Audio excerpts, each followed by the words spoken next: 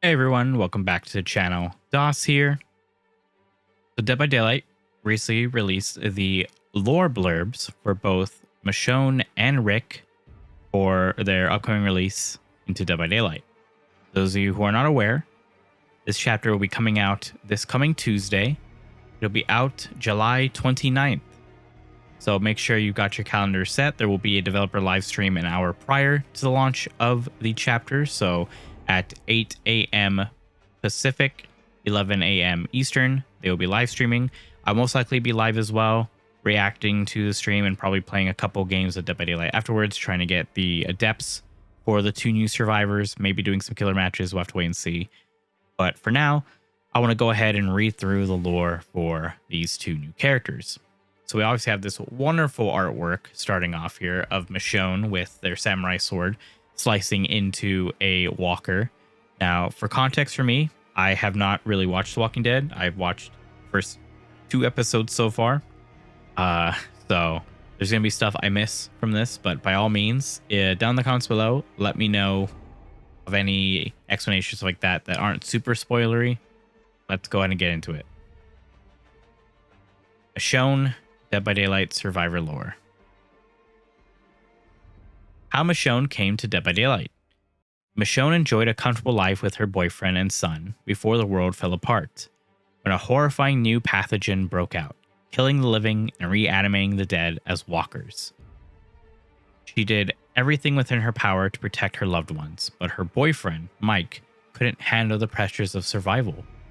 Walkers overtook the camp while Michonne was on a supply run, turned Mike, and devoured their son, Andre. Alone and emotionally hardened, she traveled with the dismembered, shambling corpses of her partner and his friend. For a long time, she didn't let anyone into her life. Then she met the Grimes family. Despite some initial distrust, Rick eventually invited her to join his group, and the 2 grew close over time. In Rick, she found a dependable partner in combat, a faithful friend, and eventually, a lover. Even in the face of the direst circumstances, the collapse of their communities, the threat of other factions, the death of innumerable friends, the 2 propped each other up and safeguarded each other's humanity. They settled into a new community, Alexandria, and over many months were able to thrive inside the safety of its walls. The search for Rick. But nothing good lasts forever. In this harsh new reality, walkers attacked, and Michonne watched as Rick sacrificed himself to save Alexandria. Despite having seen a bridge explode with him on it, she could not accept his death. She continued protecting her community and raising her young family, and always in the back of her mind was the feeling Rick was still out there, somewhere. Ultimately, she set forth alone into unexplored territory to find him, to find answers, and to reunite her family. Before long, she began hearing a voice, weak at first, coming from the tree line. She unsheathed her sword and crept towards it. As she got closer, she could make out the voice more clearly. It was Rick. Michonne crept forward, closer to Rick's voice as the foliage grew ever more dense.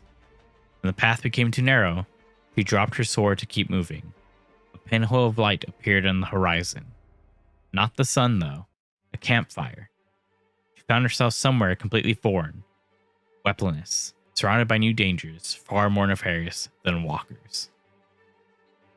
I think that's a pretty good lore entry. That's smart to give a example as to, or reasoning as to why Michonne doesn't have her sword. Now we go on to Rick, which this is another gorgeous, gorgeous piece of art. How Rick Grimes came to Dead by Daylight. Rick Grimes was a sheriff's deputy who woke from a coma to a strange new world. Reanimated by an unknown pathogen, the dead now walk the earth, single-mindedly hunting the living. As society fell, so too did the constructs that were taken for granted. Rick was no longer an officer of the law, but a survivor, like every other living human in the early days of the apocalypse. Due in part to his ability to adapt to his new environment without entirely sacrificing his morality, Rick became the de facto leader of a group of survivors. He scrambled to find food and shelter in a world overrun by walkers, the name given to the resurrected dead. Though they fared better than most, Rick lost countless friends and family members over the years, including his wife and son. Safe havens were often all too temporary, as human-led conflicts proved deadlier than the walkers. A life with Michonne. Despite these hardships, there were moments of joy. Rick discovered that even after all the trauma he endured, and despite his endless sense of duty, he still had the capacity for intimacy. He found love with Michonne, a woman with keen wits matched only by her skill with the sword. Together, they joined the community of Alexandria, finally finding some semblance of normalcy. Peace proved to be fleeting, and when a herd of walkers threatened the community, Rick sacrificed himself to lead them away. Exhausted and gravely injured, he brought the walkers to a bridge and set off explosives. Caught in the blast, Rick was thrown to the ground. Black fog billowed over his vision. He lost consciousness. Somewhere in the darkness, he heard Michonne calling for him. The last of his strength, he reached out to her. But it was not her hand that met his, only the chilling fog and the crackling sounds of a campfire. These are very, very well done little lore entries for them. As I said, I don't know a whole lot about The Walking Dead. This is not a IP that I'm familiar with, but by all means, let me know down in the comments. I would love to know down in the comments. Let me know what your favorite moment is from Rick and Michonne, as spoiler-free as you can. You know? And I'd love to know who's your favorite character from The Walking Dead. But that's going to be it for me today. Again, make sure to check out the streams that are happening on Tuesday. I hope you all enjoy these characters from The Walking Dead out in the fog. Make sure to like, comment, and subscribe. And as always, I hope you all have a good morning, afternoon, and evening. Goodbye, everyone.